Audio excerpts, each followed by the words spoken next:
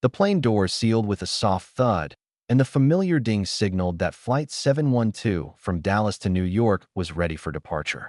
Among the crowd was an elderly woman sitting in seat 12C, wrapped in a knitted shawl that looked handmade.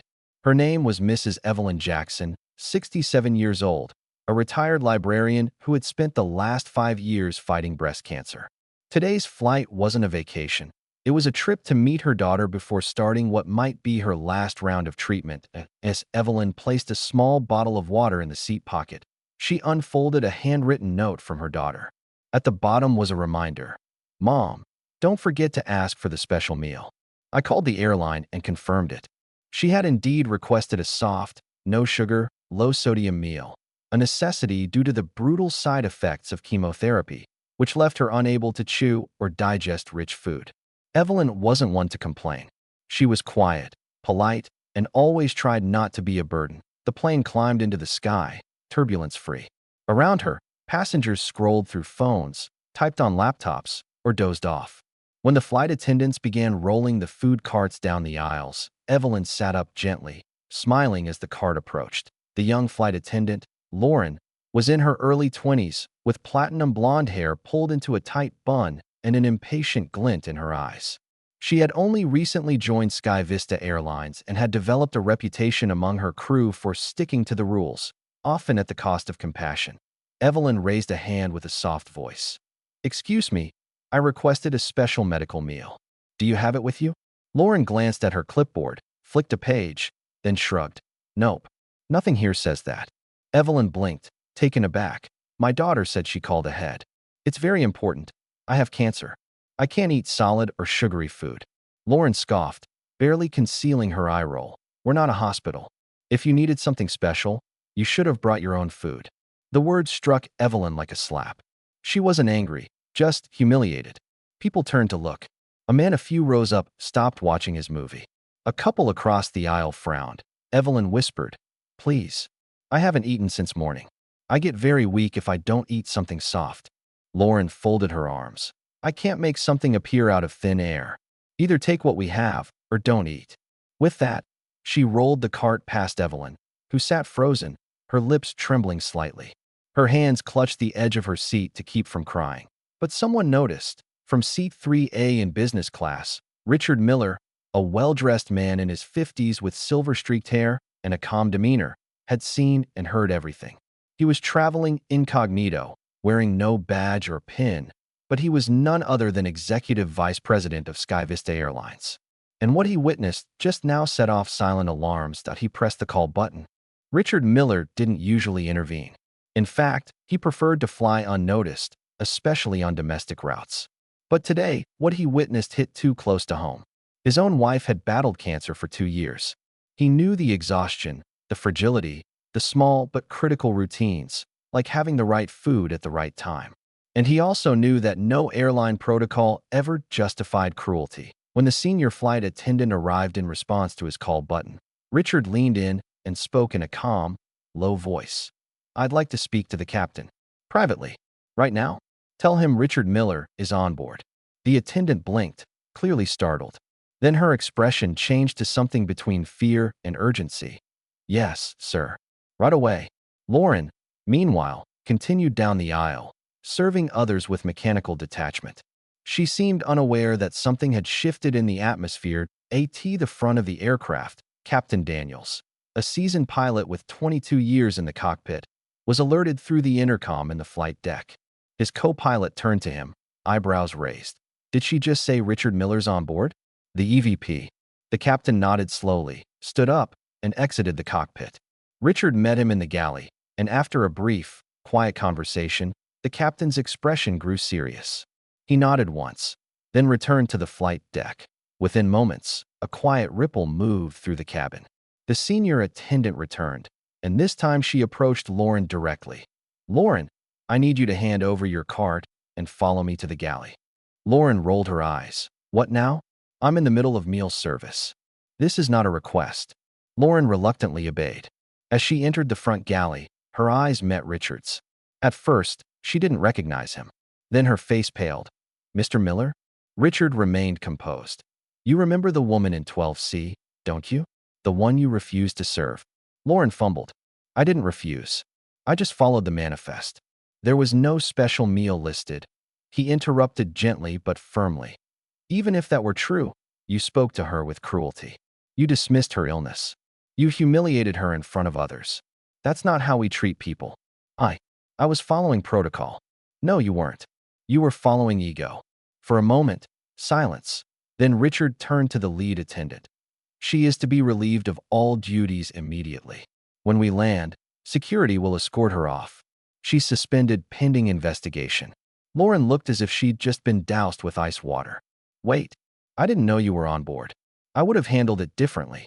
That line sealed her fate. Richard didn't flinch. That's the problem. You shouldn't treat people with dignity only when you think someone is watching. Back in row 12, Evelyn sat quietly, her hands folded. Her stomach ached, but more than that, her heart did.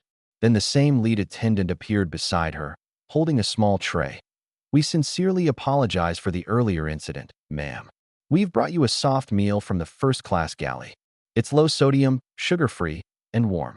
We'll also be upgrading your seat for the rest of the flight. Tears welled up in Evelyn's eyes. I don't want any trouble. You're not causing trouble, Mrs. Jackson. You're reminding us of what we should never forget, kindness. As the tray was set down, several passengers began clapping. A woman across the aisle reached over to pat Evelyn's hand. A man offered his pillow. The entire row transformed into a sanctuary of empathy. And Lauren?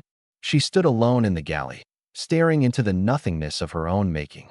As the plane soared steadily over the East Coast, the mood inside the cabin shifted palpably. What had started as a quiet injustice had now become a collective reckoning. Whispers flowed like a current down the aisles. Passengers were murmuring about what had happened, how the flight attendant had refused food to a cancer patient, how a mysterious man had gotten involved, how the situation had exploded into something bigger than anyone expected. And then, something surprising happened. People started acting differently that a young couple in row 14 offered Evelyn their unopened snack box. A teenager approached from the back with a sealed protein shake. Even the mother of a toddler gently passed a soft banana from her child's food stash. Evelyn was overwhelmed. She had never asked for this kind of attention. Her eyes were red, not from pain, but from disbelief. Disbelief that a simple act of compassion, something as basic as a meal, had become such a dramatic turning point. Up front, Lauren sat stiffly on the jump seat, her tray clutched tightly in her lap. She was no longer serving passengers. She was now being watched. Her fellow attendants didn't speak to her. The cabin manager had requested she remain seated until landing. Her uniform still looked pristine, but her aura had cracked. Her poise had dissolved into unease. The captain's voice came over the intercom. Ladies and gentlemen, this is your captain speaking. We'd like to thank you for your patience and kindness during this flight. Today reminds us all that traveling together is not just about reaching destinations, but about how we treat one another on the journey. Though he didn't name names, everyone knew what he was referring to. The entire plane broke into soft applause. In row 3, Richard quietly wrote an email on his tablet. The subject line, urgent, immediate review required. Attached was a report of the incident and a recommendation for disciplinary action. He hesitated only once, then typed at the end, compassion is not optional. It's our brand. Minutes later, his assistant replied with one line. So has been briefed. Full support. Evelyn, still seated in 12C, looked up as a young black man across the aisle spoke softly. Ma'am, I just want to say, you shouldn't have gone through that. My mom went through cancer, too. People need to do better. She nodded, holding back tears. Thank you, son. That means more than you know. Even children noticed something had shifted. A little girl asked her father, why were people clapping? He responded, because someone finally stood up for someone who needed help. And in that moment, Evelyn wasn't just a passenger. She had become the heart of the entire flight. The plane touched down at JFK Airport precisely at 3:18 p.m. Most passengers remained seated, their seatbelts still fastened, but there was a buzz in the cabin that had nothing to do with turbulence or late connections. As the aircraft taxied to the gate, a young woman seated near the back opened Twitter and posted, just watched a cancer patient get denied food by a cold-hearted flight attendant. But karma showed up 6 minutes later.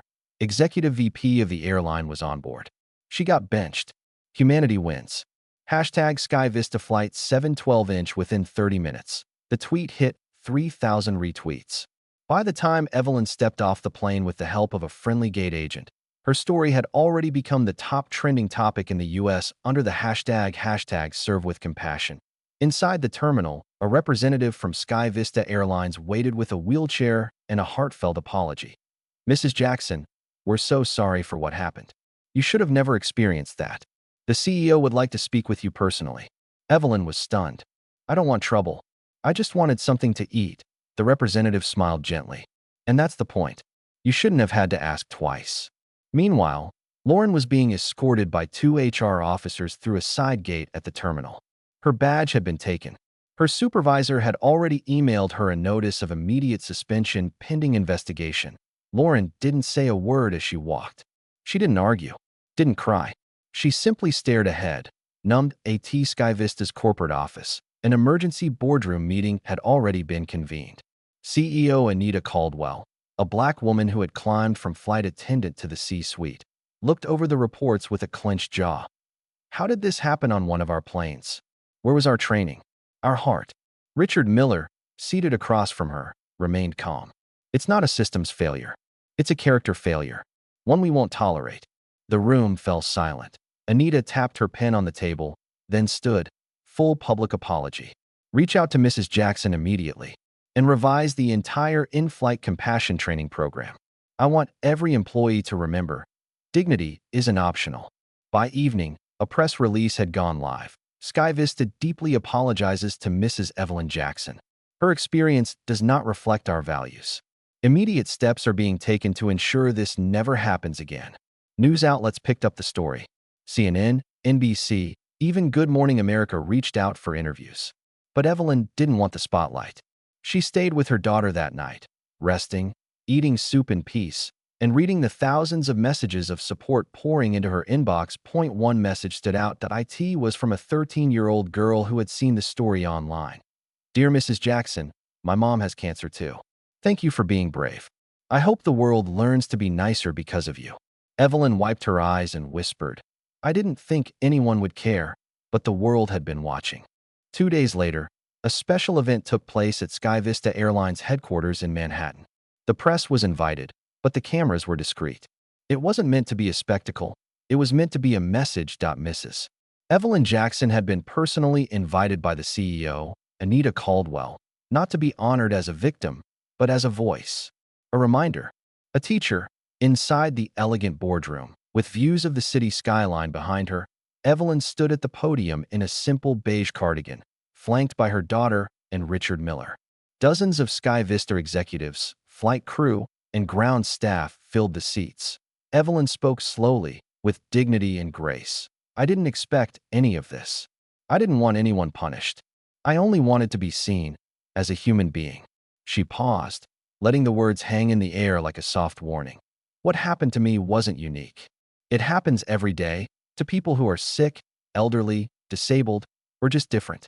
What made this day different was that someone stood up, and others followed." She turned to Richard and nodded.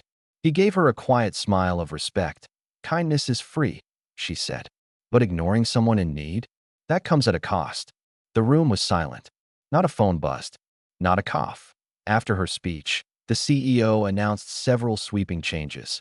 A new Compassion First protocol would be added to all crew training. A direct reporting system for passengers needing accommodations. A $100,000 donation in Evelyn's name to the National Cancer Foundation. The room erupted in applause. As Evelyn stepped down from the stage, flight attendants approached her, many with tears in their eyes. One whispered, "Thank you. You reminded us why we wear this uniform." Outside, the world kept talking. News articles praised her poise. Social media lit up with the hashtag #ServeWithCompassion, now a global campaign adopted by several airlines. Lauren? She never returned to SkyVista. Last anyone heard, she had enrolled in a community college program for social work. Maybe the lesson had reached her.